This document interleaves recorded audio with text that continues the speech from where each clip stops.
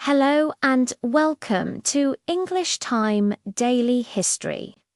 Today, we're journeying back in time to explore a conflict that didn't just end, but fundamentally reshaped the world as we know it. World War I, often called the Great War, its conclusion was not merely a ceasefire. It was the start of a new, complex, and often turbulent chapter in human history.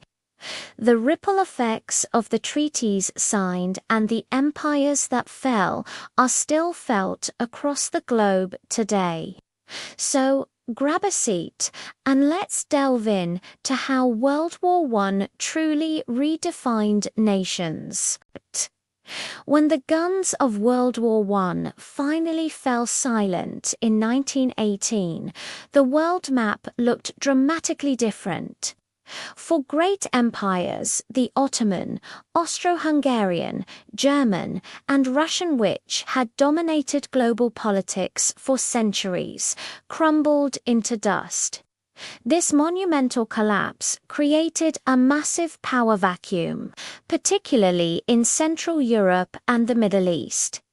In their place, a flurry of new nations emerged, each born from the ashes of imperial rule and brimming with hopes for self-determination. Consider the heart of Europe. The vast Austro-Hungarian Empire, a multi-ethnic tapestry of peoples, was dismantled.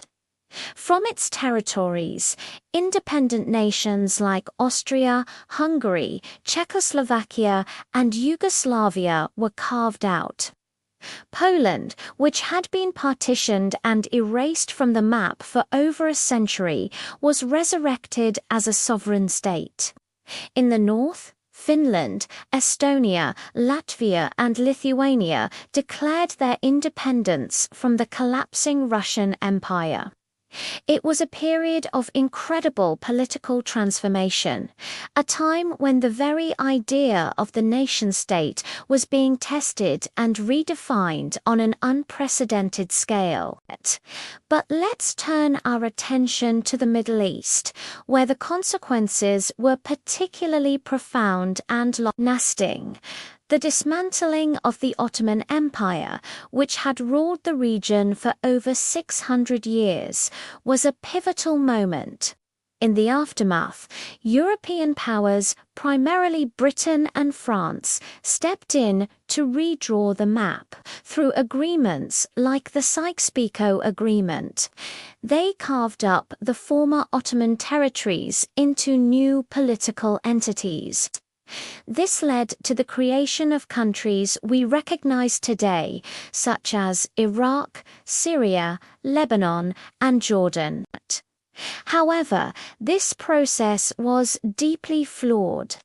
The new borders were often drawn with little to no regard for the intricate mosaic of ethnic, religious, and tribal loyalties that had existed for centuries.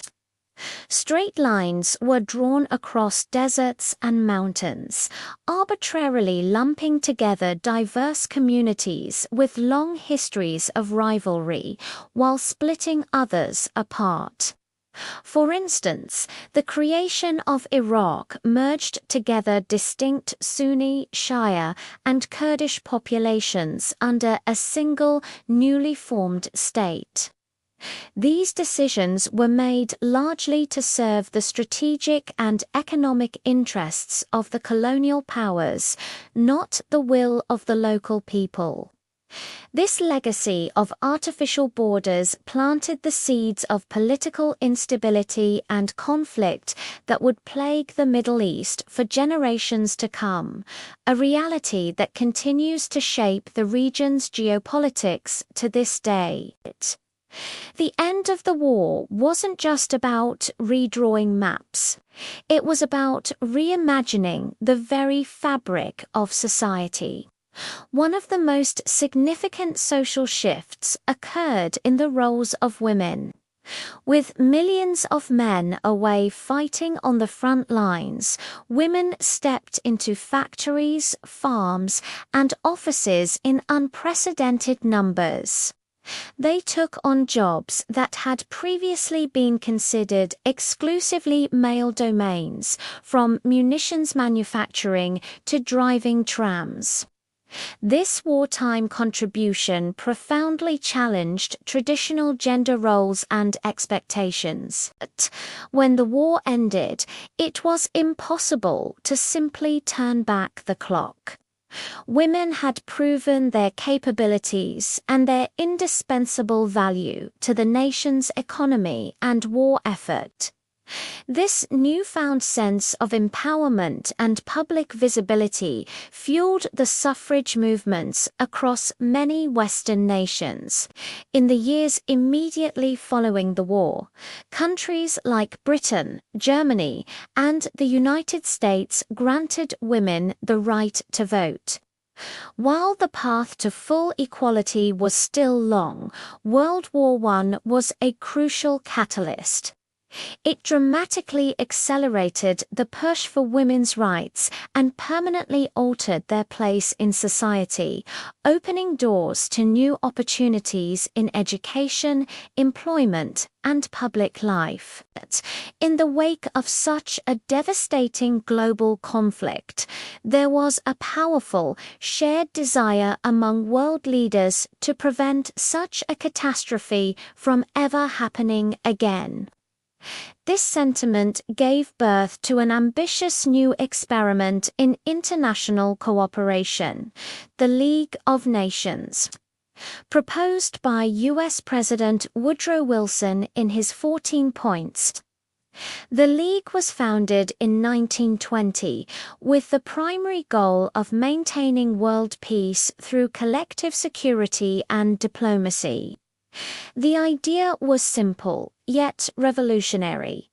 If one nation attacked another, the other member states would band together to stop the aggressor, either through diplomatic pressure or economic sanctions. The League of Nations was a groundbreaking concept. The first international organization of its kind dedicated to resolving disputes between countries peacefully. It established forums for international dialogue and successfully mediated several minor conflicts in its early years. It also did important work in areas like public health and labor rights. However, the League was plagued by fundamental weaknesses from its very inception. Perhaps most critically, it lacked its own armed forces and had no real power to enforce its decisions. Its authority depended entirely on the willingness of its member states to cooperate. And this was often lacking, especially when their own national interests were at stake. Furthermore, the League's credibility was severely undermined by the fact that some of the world's most powerful nations were not members. The United States, whose own president had championed the League's creation, ultimately refused to join due to political opposition at home. Germany was initially excluded, and Soviet Russia was also not part of the initial group. This meant the League lacked the universal political and economic clout needed to be truly effective. As the 1930s unfolded, these weaknesses became glaringly apparent. The League was powerless to stop Japan's invasion of Manchuria in 1931. It failed to prevent Italy's conquest of Ethiopia in 1935, and it was utterly unable to halt the aggressive expansion of Nazi Germany. Each failure further eroded its authority, proving it to be little more than a paper tiger. While the League of Nations ultimately failed in its primary mission to prevent another world war, its legacy is not one of complete failure. It was a vital first step, a learning experience that laid the essential groundwork for its successor, the United Nations, which was formed after World War II, with a more robust structure and a clearer understanding of the challenging global peace. So, as we've seen, the end of World War I was not an end at all, but a beginning. It triggered a cascade of changes that fundamentally reshaped our world.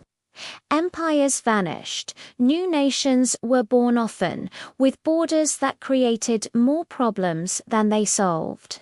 Societies were transformed as women claimed new roles and rights. And a first flawed attempt was made at creating a global body to preserve peace. The Great War set the stage for the 20th century, and its complex legacy continues to influence our lives in countless ways. Understanding this history is crucial to understanding the world we inhabit today. Thank you so much for joining us on English Time Daily History. We hope you found this journey into the past insightful. If you enjoyed this video and want to explore more pivotal moments in history with us, please don't forget to like, share, and subscribe to our channel. Hit that notification bell so you won't miss our next episode.